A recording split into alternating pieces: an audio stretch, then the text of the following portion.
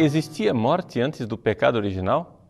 Essa é a pergunta que nós gostaríamos de responder hoje para você. Um dos nossos alunos enviou uma pergunta. A Igreja Católica crê que a morte entrou no mundo com o pecado. O problema é que a ciência mostra com toda clareza que um organismo humano não poderia, por sua própria natureza, viver eternamente. Então, como conciliar esta realidade da fé, de que a morte entrou no mundo pelo pecado, e o dado científico de que a morte existiria mesmo assim? Pois bem, vejam, na realidade nós temos que, em primeiro lugar, ver qual é o dado revelado, o que é que realmente nós cremos. Bom, para resumir aquilo que a Igreja crê, nada melhor do que o Catecismo da Igreja Católica. O Catecismo da Igreja Católica diz, no número 1008, a morte é consequência do pecado. Intérprete autêntico das afirmações das Escrituras, da Sagrada Escritura e da tradição, o magistério da Igreja ensina que a morte entrou no mundo por causa do pecado do homem. Agora vem uma frase que é importante. Embora o homem tivesse uma natureza mortal, Deus o destinava a não morrer. Eis aí a interpretação da Igreja. O homem, sim, admite a Igreja, tem uma natureza mortal. E Deus, no entanto, iria fazer alguma coisa para que ele não morresse. É aquilo que nós, em teologia, chamamos de dons preternaturais. Ou seja, Adão não tinha somente a natureza humana normal, mas ele tinha dons que Deus tinha dado a ele no estado paradisíaco, no estado em que ele estava antes da queda, né? Tecnicamente nós usamos a palavra pré-lapsário, ou seja, lapsus é queda. A queda com Q maiúsculo é o pecado original. Então o homem estava no seu estado de antes da queda, o estado pré-lapsário. Nessa situação, o homem tinha dons preternaturais, ou seja, dons que depois ele perdeu, que não faziam parte da natureza. Préter quer dizer que vão além, que estão ao lado da natureza, que foram colocados ali para ajudar a natureza do homem, mas que não pertencem à natureza do homem. Dons preternaturais, entre os quais estava a imortalidade. A imortalidade, portanto, que nós professamos anterior ao pecado original, não era algo da natureza do próprio homem, mas era um dom que tinha sido dado ao homem por Deus. Agora, até que ponto essa interpretação da Igreja combina com os dados que nós encontramos nas Sagradas Escrituras? Bom, em primeiro lugar, é necessário que a gente vá à narrativa do livro do Gênesis. No livro do Gênesis nós encontramos a seguinte frase, no capítulo 3, versículo 19, depois que o homem pecou. Quando Deus decreta que o homem vai morrer, ele diz: tu és pó e ao pó has de voltar. Nessa frase nós vemos o reconhecimento de que é da natureza do próprio homem ser pó. E que se havia imortalidade, essa imortalidade ela deveria ser de alguma forma um dom de Deus. E onde é que nós encontramos esse indício de imortalidade? É na chamada árvore da vida. Ou seja, havia duas árvores no paraíso e a gente só se lembra de uma. A árvore do bem e do mal e a árvore da vida.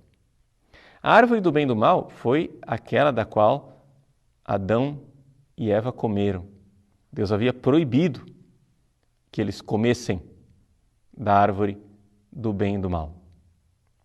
A serpente os enganou e eles comeram. Ou seja, eles desobedeceram a Deus e quiseram, de alguma forma, tornar-se divinos sem Deus. Mas havia uma outra árvore, da qual se fala pouco. É a árvore da vida.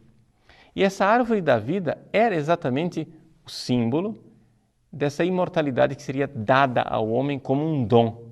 preternatural. Nós vemos isso nas Sagradas Escrituras. Vejam o que diz o livro do Gênesis, capítulo 3, versículo 22. Quando Deus expulsa o homem do paraíso, ele diz assim: não ponha ele agora a mão na árvore da vida, para dela comer e viver para sempre. Ou seja, o homem perdeu aquele dom. Agora ele não pode, ele é expulso do paraíso para que ele não coma daquela árvore. É toda uma simbologia para dizer que o homem não teria mais acesso a esse dom de Deus que era o fruto desta árvore. E para impedir que os homens pudessem entrar no paraíso, simbolicamente, não é? O livro do Gênesis coloca na porta do paraíso os querubins. Veja o último versículo do capítulo 3. Diz assim: tendo expulso o ser humano, postou ao oriente do jardim do Éden os querubins, com a espada fulgurante a cintilar para guardarem o caminho da árvore da vida. Então, os querubins estão lá para impedir que o homem entre na vida eterna. É interessante que o bem-aventurado cardeal Newman, num dos seus escritos, quando ele faz uma oração, uma meditação sobre a ascensão do Senhor, ele diz que o Cristo ressuscitado agora entra nos céus. E então, os querubins, colocados lá para barrar a entrada do homem, se curvam diante dele e permitem a sua entrada. A entrada do homem na vida eterna. Ou seja, nós podemos agora ter acesso à árvore da vida através de Cristo, mas não mais com o dom preternatural da imortalidade, mas com outro dom, o dom da ressurreição, que nos será dado no fim dos tempos. Então, aqui está a conciliação do dado revelado e da realidade científica. De fato, é verdade, a natureza do homem ela é mortal. Tu és pó, e ao pó has de voltar. Mas Deus previa um modo, simbolizado aqui pela árvore da vida, através do qual o homem gozaria de uma imortalidade que não era própria da sua natureza. Agora, vejam, esta realidade de que a morte entrou no mundo pelo pecado, ela está muito clara no livro da Sabedoria, capítulo 2, versículo 24, que diz assim: que foi por inveja do diabo que entrou a morte no mundo. Esse versículo é citado por São Paulo em Romanos capítulo 5, versículo 12. Estou citando aqui para concluir e finalizar esses dois versículos, para nós entendermos que o pecado é uma invenção angélica, uma invenção de um anjo. O homem foi seduzido para entrar no pecado. E que, na verdade, a morte física que nós vivemos aqui é um castigo colocado por Deus para que nós tenhamos medo de uma outra morte, a morte eterna, que é esta que importa. A morte na qual se encontra o diabo e seus demônios. Então, se Deus permitiu a entrada da morte no mundo, foi para nos castigar. E atenção, cuidado, castigo é uma ação amorosa de Deus. Deus nos ama nos castigando. Um pai bondoso ama seus filhos castigando, porque quer educá-los.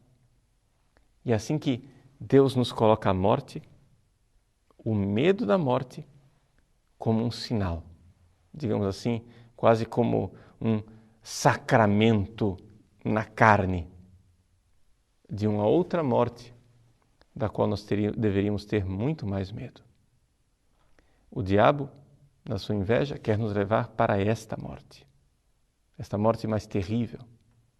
Por isso, ao olharmos para a morte que entrou no mundo por causa do pecado, vejamos nisso um sinal do Deus bondoso que permite cruzes e sofrimentos, porque com isso, na sua bondade de Pai, quer evitar um mal maior. Ele quer que nós tenhamos medo da morte eterna e para isso nos dá a morte física, como sinal do nosso estágio frágil. Por isso, lutemos para obter a vida que não passa, para um dia podermos comer do fruto saboroso da árvore da vida que nós pregustamos desde já na Eucaristia.